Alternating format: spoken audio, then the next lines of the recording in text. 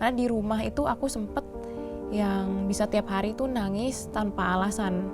Jadi kayak tombol on off di hati tuh kayak udah ngeblank aja. Entah kenapa nangis aja setiap siang, nggak ada alasannya, kerjaan baik, pelayanan baik, nggak ada yang gimana-gimana. Kok anak Tuhan bisa ngalamin gangguan mental?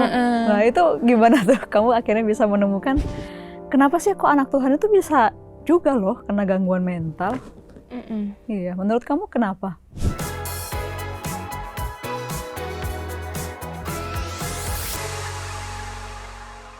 Di Instagram kamu tuh ada yang unik tuh, yang ada bilang, kok anak Tuhan bisa ngalamin gangguan mental? Nah itu gimana tuh kamu akhirnya bisa menemukan kenapa sih kok anak Tuhan itu bisa juga loh kena gangguan mental? Iya, menurut kamu kenapa?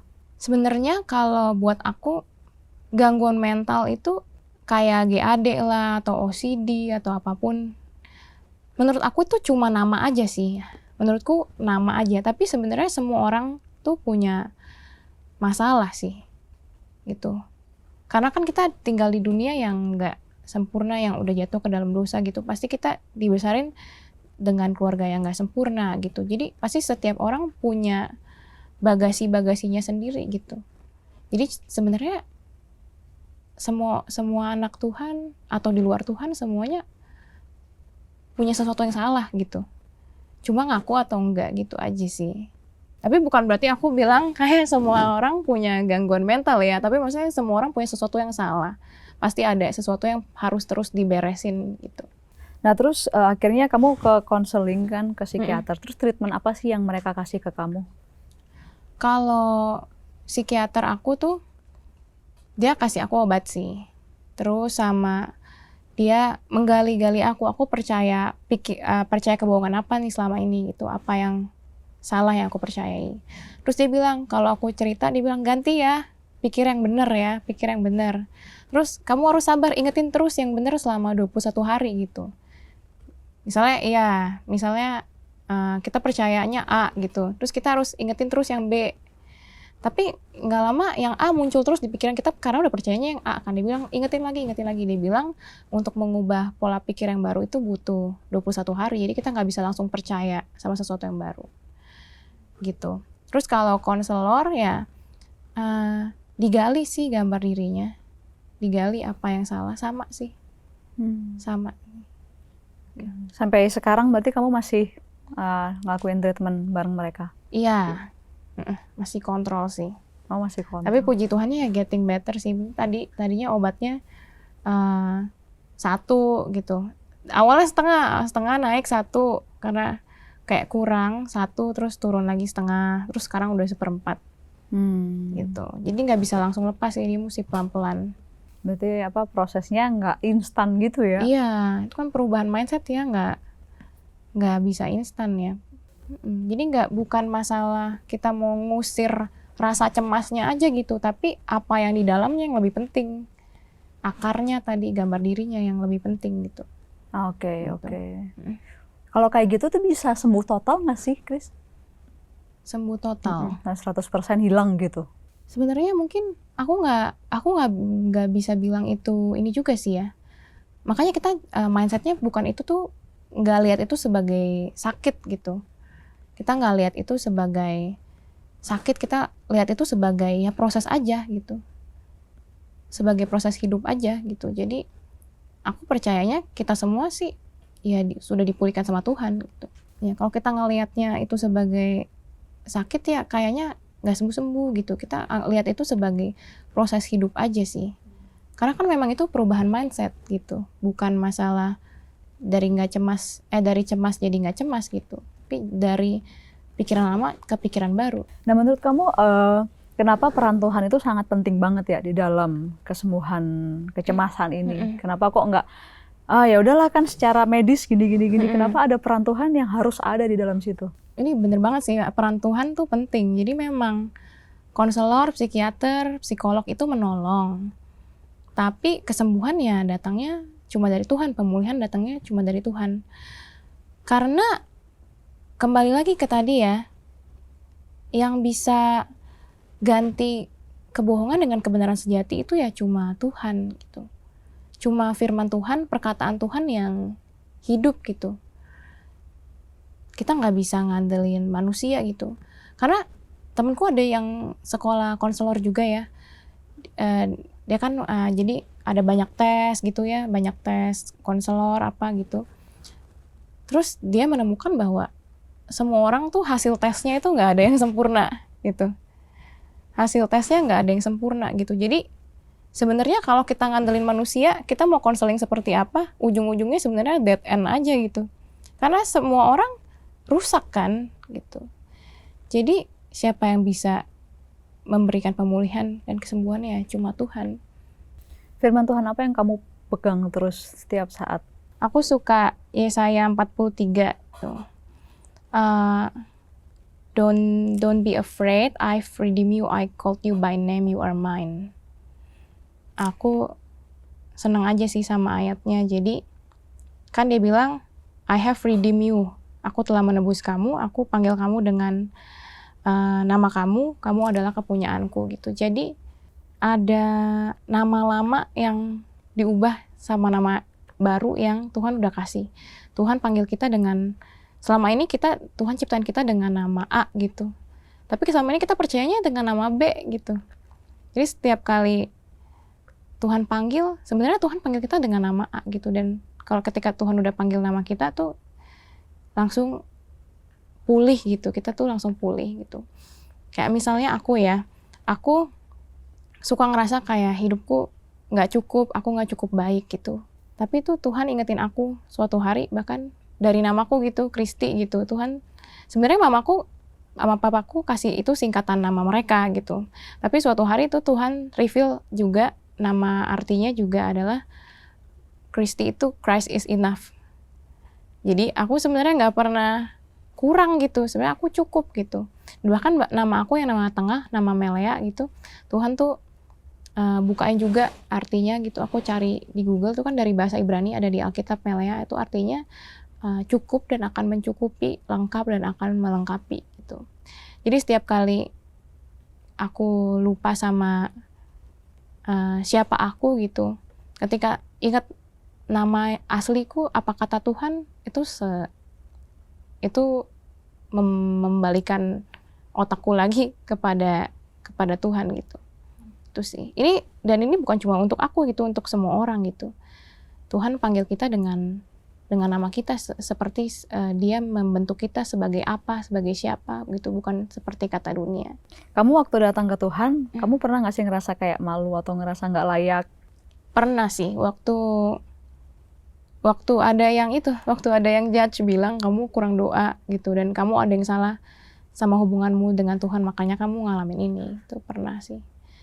Tapi ya habis itu kita punya quiet time sendiri lagi gitu, dan ya Tuhan ingetin lagi bahwa nggak apa-apa gitu, nggak ada yang salah dengan kelemahanmu gitu. Jadi nggak, ya selalu abis malu, selalu abis gimana, balik lagi selalu diingetin lagi kasihnya Tuhan. Jadi ya nggak bakal pernah sampai jauh sih gitu. Karena biasanya orang yang misalnya berbuat dosa atau ngelakuin kesalahan, terus dia mau datang ke Tuhan gitu kan, kayak dia mau nerima aku lagi nggak ya? Aku udah nggak layak nih, aku malu, udah nggak pantas lah gitu buat datang ke Tuhan. Menurut kamu gimana? Ya itu sebenarnya itu kebohongan sih sebenarnya ya. Kebohongan kalau yang bilang kalau kita udah habis berdosa atau punya kelemahan, kita nggak pantas lagi datang ke Tuhan gitu. Itu sebenarnya kebohongan gitu.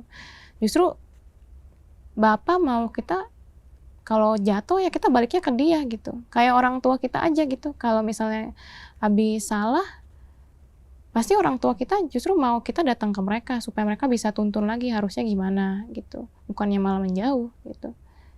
Justru Bapak sayang banget, dia mau tuntun kita. Bapak juga ngerti lah kita punya struggle gitu, kita masih terus belajar gitu. Yang penting kita mau bertobat, mau belajar lagi gitu. Tuhan selalu menerima. Menurut kamu kenapa Tuhan mau menerima kita? Ya dia sampai mengorbankan nyawanya untuk kita gitu. Punya peliharaan aja gitu, ya punya peliharaan aja kita sayang banget sama dia. Walaupun misalnya kita punya dogi gitu, pipisnya sembarangan gitu kan, tapi kan habis itu kita nggak usir dia, kita nggak bakar dia. Kita ya udah, kita dengan sabar kita ajarin lagi gitu. Apalagi kasih Bapa ya gitu. Kita diciptain serupa dengan gambarnya gitu.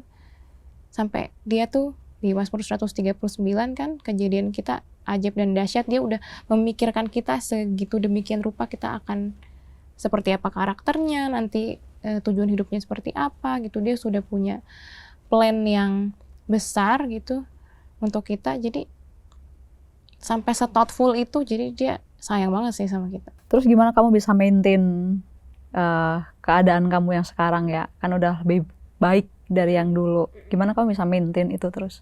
Kalau pagi, ya pokoknya gak boleh lepas. Pokoknya tiap hari harus baca firman Tuhan sih. Baca firman Tuhan. Jadi kalau aku habis udah capek, terus perasaan aku udah kayak, aduh mau nangis gitu. Kayak udah capek banget hari ini gitu. Ya itu harus baca firman Tuhan. Jadi aku tetap baca firman Tuhan, terus tiap malam aku journaling sih. Ya ini juga yang suka aku ngomong ke orang-orang sih. Baca firman Tuhan, terus journaling. Tapi journalingnya tadi bukan di diary. Journalingnya ngobrol sama Tuhan, hari ini belajar apa, hari ini ngerasain apa. Terus kita gali lagi, kenapa ya Tuhan kok aku ngerasanya kayak gini, kok aku ngerasa bersalah, kok aku ngerasa cemas gitu. Terus jadi kan bisa digali gitu kenapa. Terus sabat sih yang tadi aku bilang. Jadi aku setiap seminggu sekali sediain hari di mana aku nggak pelayanan, aku nggak kerja, dan bahkan berusaha untuk sehari sebelumnya pekerjaan-pekerjaan kecil kayak bayar cicilan balas WA, balas email, sehari sebelumnya udah selesai. Jadi hari itu bener-bener enjoying the Lord aja gitu. Baca firman Tuhannya lebih daripada hari yang lain, penyembahan lebih daripada hari yang lain, terus lakuin apa yang Tuhan kasih passion ke kamu khusus di hari itu. Misalkan orang kerja nih, kerjanya nggak sesuai passion gitu. Nah khusus hari itu, set aside, hari itu kamu boleh lakuin gitu. Jadi kan ke-charge lagi gitu. Karena kan apa yang kita suka juga itu apa yang Tuhan taruh di hati kita. Kita boleh kok ngelakuin itu. Gitu. Gitu sih. Dan set boundaries ya. Set boundaries, kita udah tahu nih kalau ini udah limit. Ya udah kita delegasiin kayak ke orang lain gitu, atau kita bisa say no gitu. Jadi jangan semua kita ambil gitu. Kita udah tahu, kita harus kenali limit kita semana gitu. Kenapa sih nggak boleh sendirian kalau pas lagi gitu? Kan ada yang pengen galau, udahlah aku pengen menyendiri gitu. Kalau sendiri, nah itu nanti kita ingetnya yang jelek-jelek doang. Maksudnya nggak ada yang kita dikuasai sama kebohongan-kebohongan itu sendiri, nggak ada yang ingetin. Karena kan perasaan kita lagi merajalela banget kan. Kita perlu ada orang yang ingetin apa yang benar gitu. Nah sekarang kegiatan kamu kan banyak menciptakan lagu ya. Iya. Itu gimana kepikiran ceritanya kamu bisa ciptain lagu dari ayat firman Tuhan? Jadi aku itu, kan tadi ya, kebohongan itu bisa dilawannya dengan kebenaran firman Tuhan. Tapi masalahnya firman Tuhan kan banyak banget nih, terus kata-kata gini aku nggak bisa hafal kan. Nah dari situ, jadi di quiet time aku suka, kalau ada ayat yang kena banget, aku suka hafalin, caranya adalah bikin lagu. Jadi besok-besok kalau aku lagi down, aku kumat lagi, aku ingetin lagi diriku sendiri, jiwaku sendiri sama ayat-ayat itu gitu. Lagi. Gimana kalau seseorang dia tuh sebenarnya butuh pertolongan ya. Terus dia cerita sama temennya. Terus ya kayak yang kamu cerita tadi, malah kamu dibilang apa kurang doa lah bla bla bla. Harusnya kayak gimana sih kita menanggapi teman kita yang dia butuh bantuan? Dia cerita tentang masalah hidupnya gitu, tentang anxiety, tentang kecemasannya dia gitu. Jadi sebagai teman, sebagai sahabat, harusnya kayak gimana sih kita menanggapi teman-teman kita yang mengalami itu? Memang sih kita terbatas ya, kita kan bukan konselor, aku juga kan orang biasa. Tapi minimal kita dengerin dia dengan empati aja sih, dan temenin. Jadi kalau dia cerita, kita ya temenin aja, ikut ngerasain gitu. Oh ya kamu sedih ya gitu. Ya what can I do, kayak apa yang bisa aku doain gitu. Minimal gitu dulu sih, apa yang bisa aku doain gitu. Terus ingetin aja, kayak ingetin janji-janji Tuhan. Terus ingetin lagi bahwa nggak apa-apa, kamu nggak sendiri walaupun kamu lagi ngalamin ini. aku ada sama kamu, aku tetap temenin kamu, aku nggak jauhin kamu gitu. Dan kalau bisa ya mungkin kalau misalnya bisa digali lagi kenapa kamu ngerasa kayak gini, kok bisa percaya kayak gini, mungkin ada trauma apa nggak gitu. Kalau misalnya bisa digali gitu, kalau nggak bisa ya mungkin bisa kenalin ke konselor dan sebagainya. Tapi paling minimal yang tadi berempati dan menemani sih gitu. Nggak usah perlu kasih tahu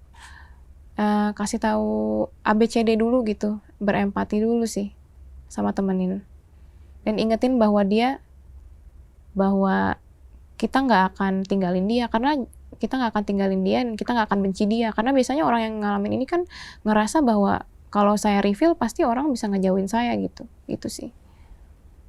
Jadi penerimaan itu ya iya, yang dibutuhin. Iya benar ya.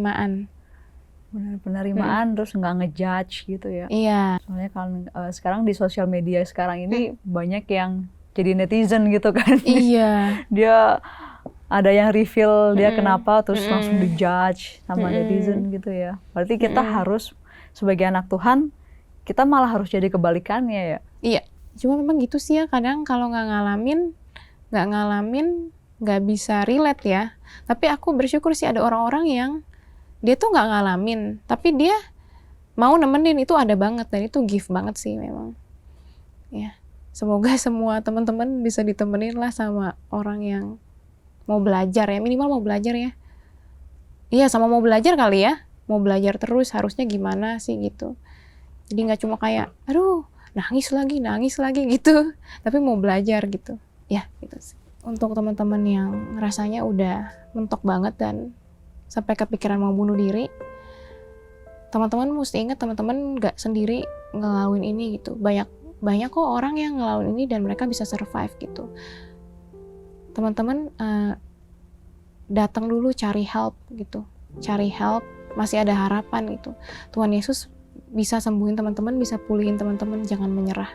Untuk teman-teman yang ngerasa ngalamin gejala gangguan kecemasan atau gangguan masalah mental lainnya, teman-teman jangan sendiri, teman-teman boleh banget ke konselor, psikiater atau ke psikolog. Karena sama aja kayak penyakit fisik, kalau penyakit fisik teman-teman udah gatal-gatal atau tiba-tiba demam, teman-teman langsung cari pertolongan kan. Sama kayak masalah mental, kalau teman-teman ngalamin gejala-gejalanya, nggak ada salahnya banget untuk cari pertolongan dulu. Nah kalau teman-teman bingung mau kemana, teman-teman bisa hubungin nomor di bawah ini. Dan di situ ada konselor-konselor yang akan membantu teman-teman.